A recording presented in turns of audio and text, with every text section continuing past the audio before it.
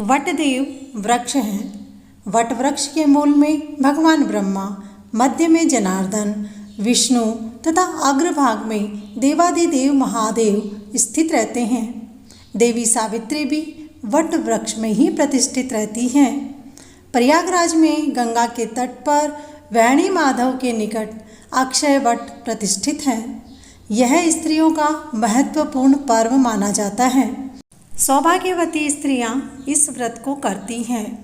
इस व्रत को करने का विधान त्रयोदशी से पूर्णिमा तथा अमावस्या तक का है। आजकल तो प्राय अमावस्या को ही इस व्रत का नियोजन होता है। इस दिन सुहागन स्त्रियां कई स्थानों पर बड़ के पत्तों के आभूषण भी पहनती हैं। कथा इस प्रकार है। मद्र देश में अश्वपति नाम के एक राजा थे। उस राजा के कोई संतान नहीं थी।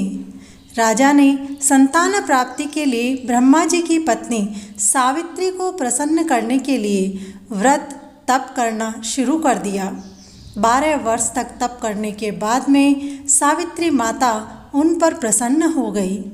राजा से कहा कि तुम्हारे भाग्य में कोई संतान तो नहीं है, लेकिन मैं तुम्हारी तपस्या से प्रसन्न हूँ, इसलिए मैं तुम्हें वरदान देती हूँ कि तुम्हारे घर एक लड़की का जन्म होगा।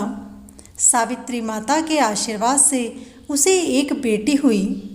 राजा ने उसका नाम सावित्री ही रख दिया। सावित्री दिन दिन बड़ी होती गई। वह इतनी सुंदर और इतनी गुणवान थी कि उसके समान पृथ्वी पर दूसरी कोई कन्या ही नहीं थी। कोई भी राजकुमार उसके साथ शादी करने के लायक नहीं था।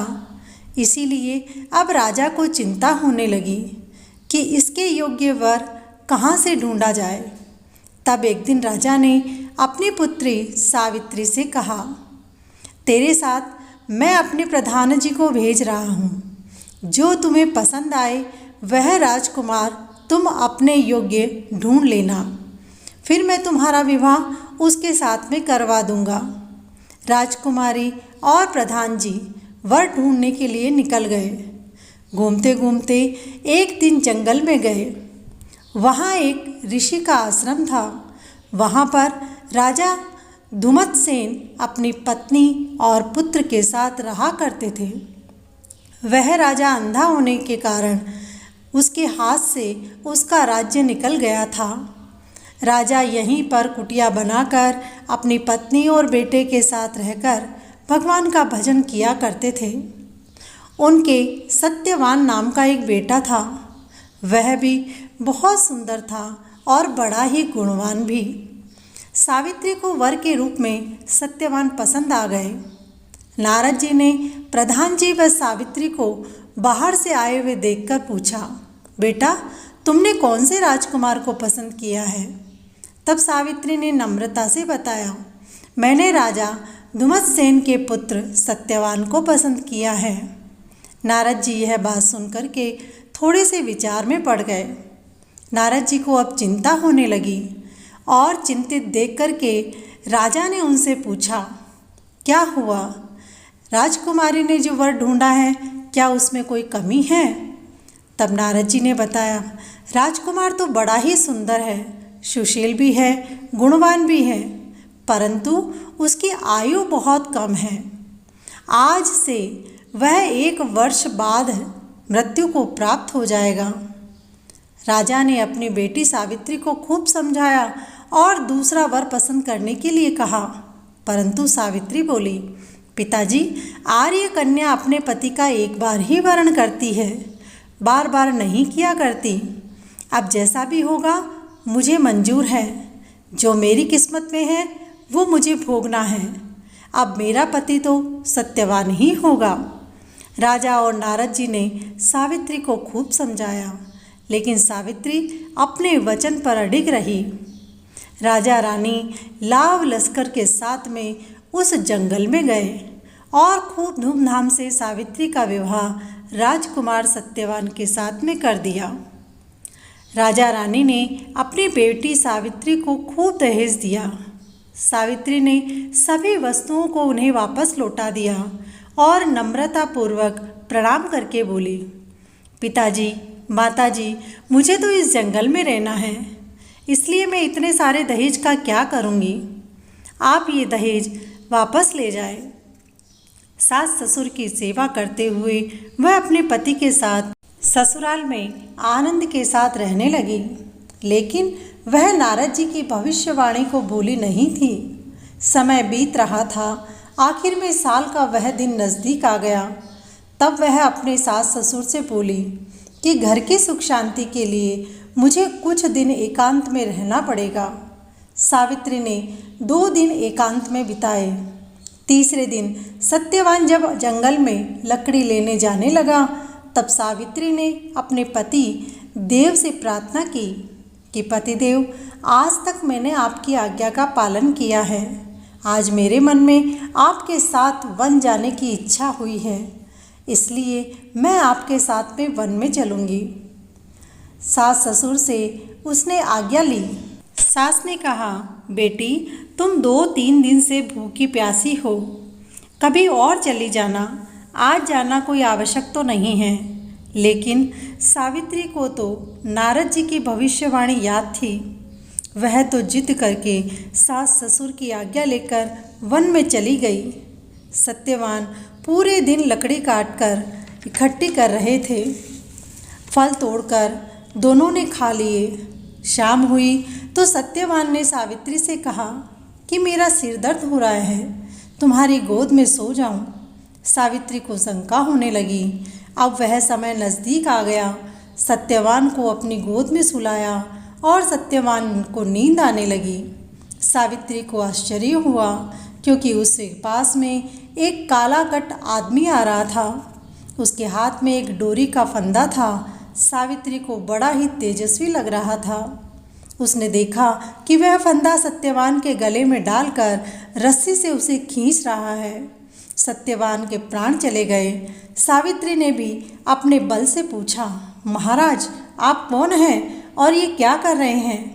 तब वह बोला, मैं यमराज हूँ, तेरे पति के प्राण लेने आया हूँ। मेरे दूत बार बार आते हैं, तेरे पति के पुण्य उसे ले जाने ही नहीं दे रहे, इसीलिए मुझे खुद को आना पड़ा। अब तुम अपने पति का दाह संस्कार करो और अपने सास ससुर के साथ में घर में रहो, सास ससुर की सेवा करो। इतना कहकर यमराज जाने लगे। सावित्री भी उसके पीछे पीछे जाने लगी। यमराज ने देखा कि यह तो मेरे पीछे ही आ रही है। तब यमराज बोले, तुम मेरे पीछे क्यों आ रही हो? सावित्री बोली, मैं पति के बिना कहाँ रहूँगी, अपने घर कैसे जाऊँगी? मैं तो आपके साथ ही चलूँगी, शायद मुझे ज़्यादा पुण्य होगा। सावित्री के इस मीठे वचन से यमराज बहुत प्रसन्न हुए और कहा, तुम एक वरदान मांग लो। सावित्री ने कहा, मेरे अंधे सास ससुर को आंखें और उनका राजपाट लौटा दो। यमराज ने तथास्तु कह दिया और फिर आगे बढ़ गए। फिर यमराज सावित्री को पीछे देख करके उससे पूछने लगे, तुम फिर मेरे पीछे पीछे आ रही हो? उसने फिर से सावित्री को घर जाने के लिए कहा। सावित्री ने फिर से पहले वाला ही जवाब दे दिया कि मैं अपने पति के बिना कैसे रहूँगी, जहाँ पति वहीं पर मैं हूँ। यमराज फिर उसकी बात से संतुष्ट हो गए और दूसरा वरदान मांगने के लिए कहा। सावित्री ने दूसरे वरदान में अपने पिता के वंश को चलाने के लिए एक भाई मांगा। यमराज ने उसे तथास्तु कहा और आगे निकलने लगे। सावित्री ने भी उनका पीछा नहीं छोड़ा, वह भी पीछे पीछे चलती रही।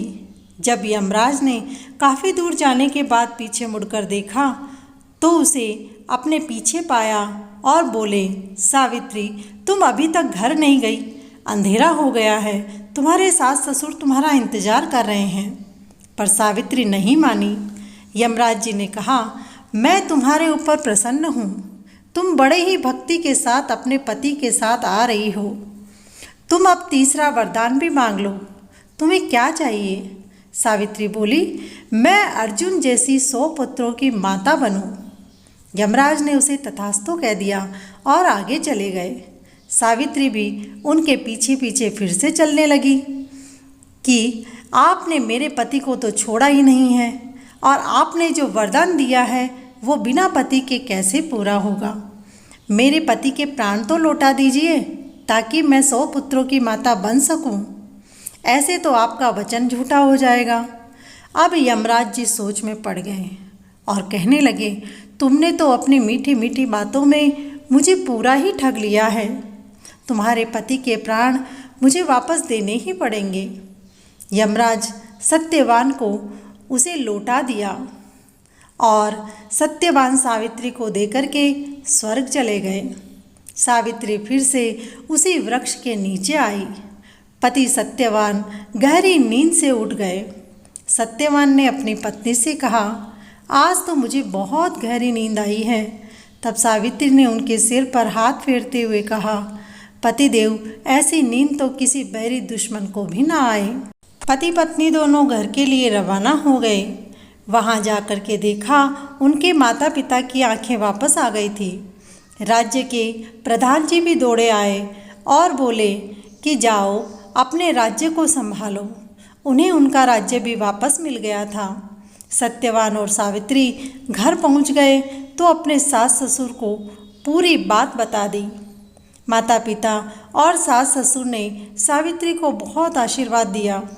सत्यवान और सावित्री ने राजपाट सहित बहुत से वर्षों तक राज्य किया और अपने पिता के भी एक पुत्र प्राप्ति की खबर उसने सुनी।